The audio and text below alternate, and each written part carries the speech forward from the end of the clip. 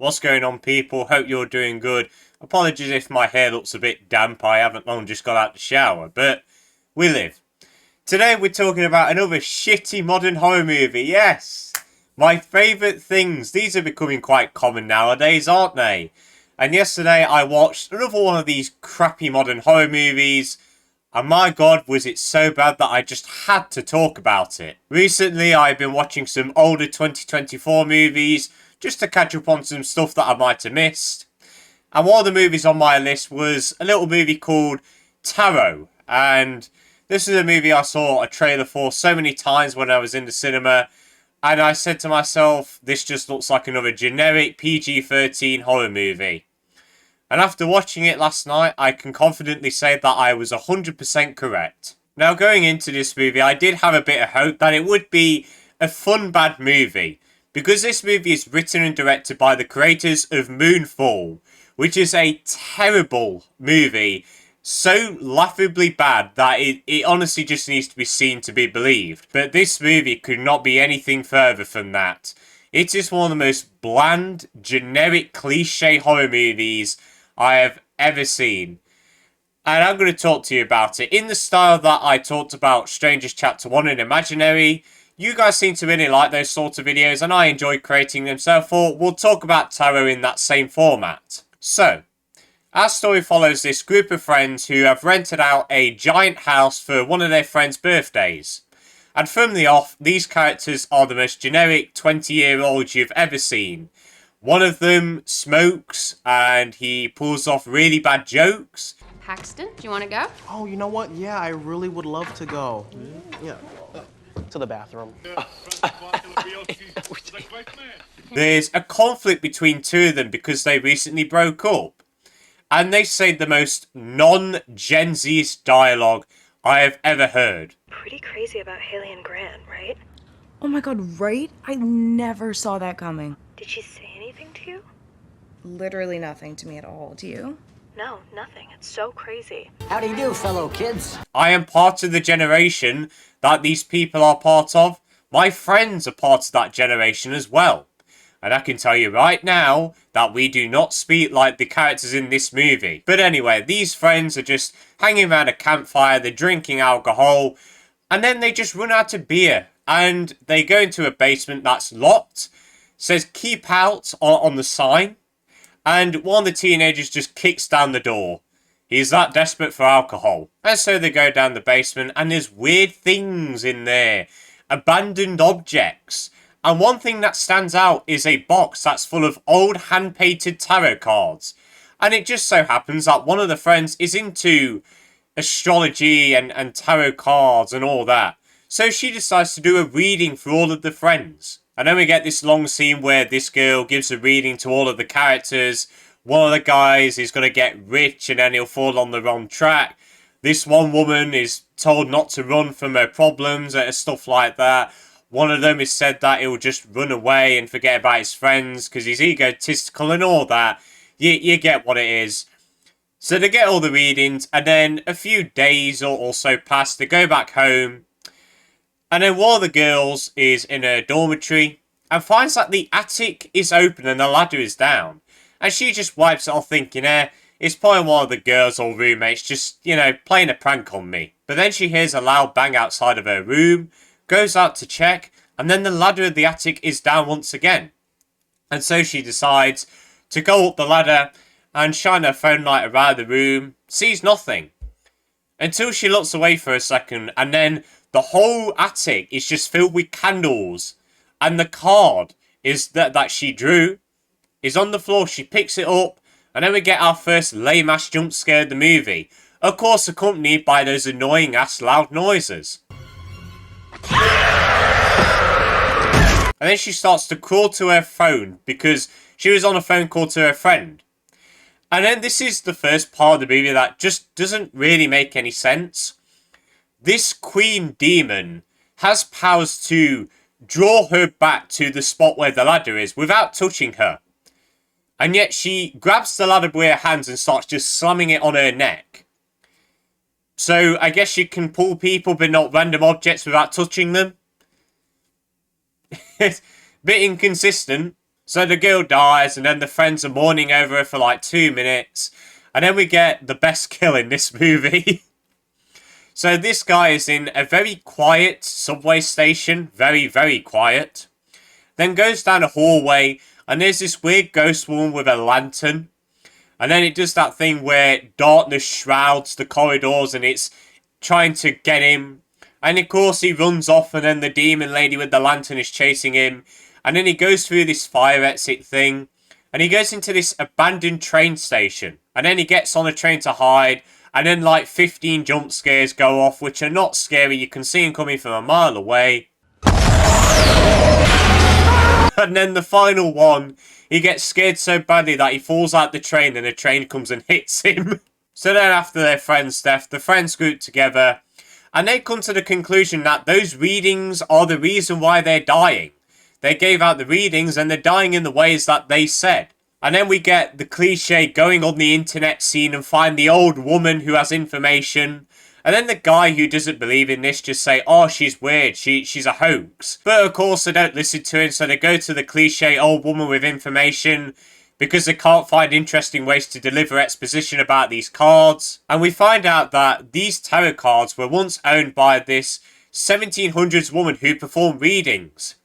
And one day she gave a reading about this guy's unborn child, saying that it was going to die in childbirth, and he refused to believe that. And he banished her. And then that outcome of the child dying was true. And so he just sent guards out to kill her, the killer daughter. And so the tarot reader just cursed the cards and curses anyone that dares to read them. And so, of course, these friends are now cursed, and they'll die by the ways they are told.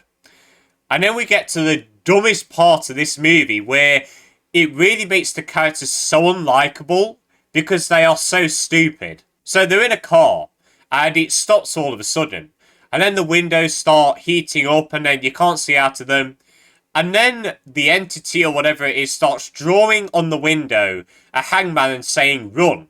Now in the reading earlier, the girl who does the reading says, don't run from your problems. When you sense danger, you tend to run. But this month, maybe fight that urge and just try not to get hung up on things. And her friends remind her of this. So all that being said, don't run.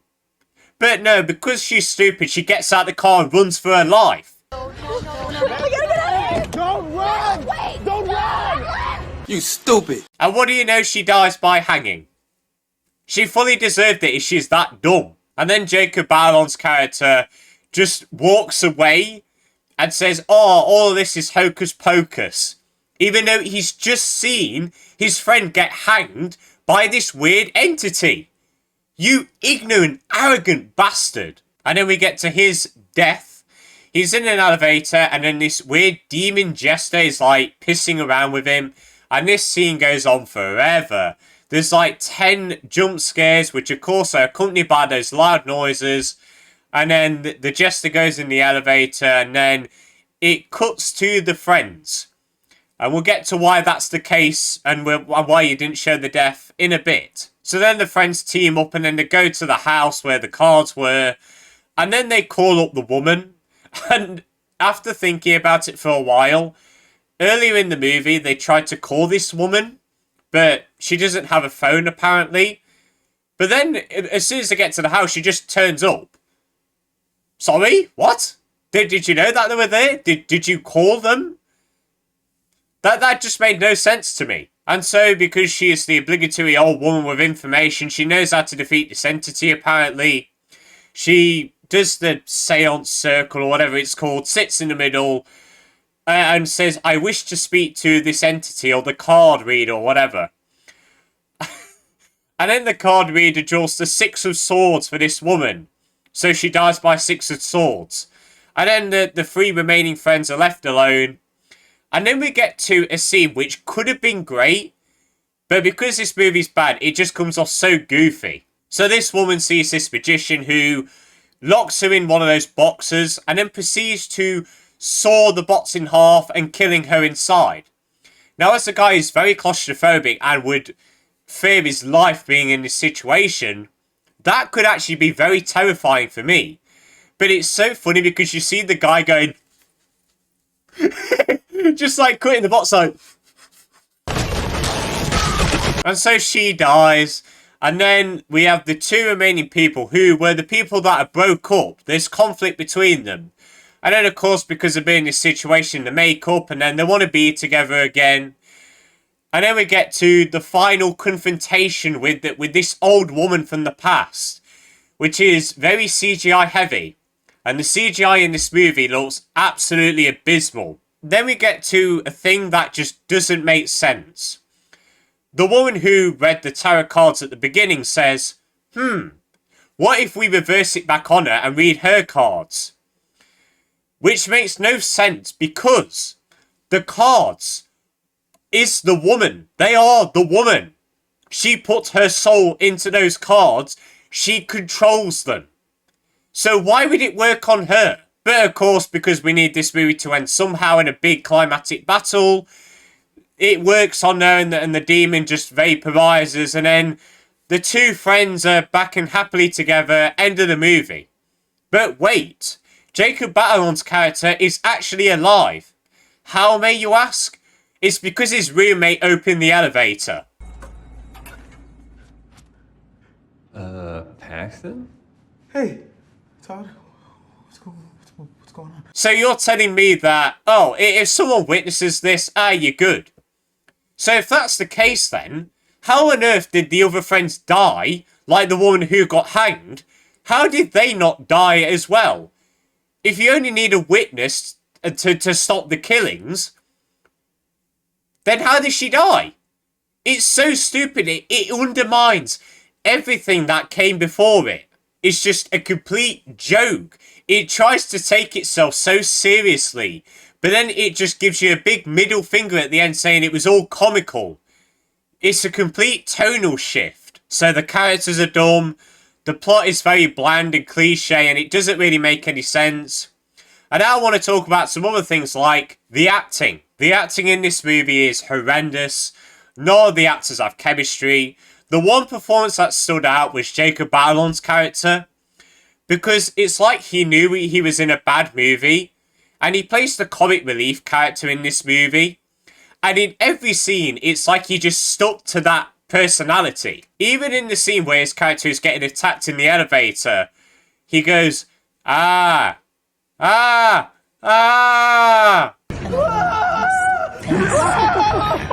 And on a technical level, this movie is just so bland and pretty bad in most parts. It's very blandly shot, there's nothing interesting. The editing is a mess sometimes. But whenever someone's about to be killed, it's like all these weird jarring cuts. It looks terrible. And as I said, the CGI looks so bad. Like, plastic. It was so laughable. The one thing I could say about this movie is that it was laughable in a couple moments. Like, that train kill was funny. And the bit where the guy sawing the box in half. Stuff like that was funny. But a couple fun bad moments does not make up for the 90-minute slog that I had to get through. Is this the worst horror movie of all time? No. Is it the worst horror movie of the year? No. Night Swim is easily the worst. But this is probably one of the most generic horror movies I've ever seen. It has a concept which isn't really that great, really. It would probably scare the crap out of 12-year-olds. And it gets flipping astrology nerds or whatever they are really giddy. Like, oh, we're finally being noticed. That's the only demographic this movie appeals to. Honestly, I paid £3.50 to rent this movie. And I honestly felt like I was scammed. Because, wow, this movie had nothing to offer.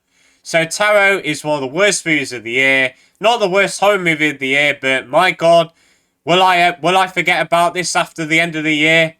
Yes. So Tarot is going to get a nice juicy 1 out of 10 from me. Terrible movie. Do not waste your time with this one. And guys, that's it for the end of this review. I hope you all enjoyed. If you have seen Tarot, let me know your thoughts on it. Did you like it? Did you not? Let me know. But I hope you all enjoyed this video. Have a good day. And see you later.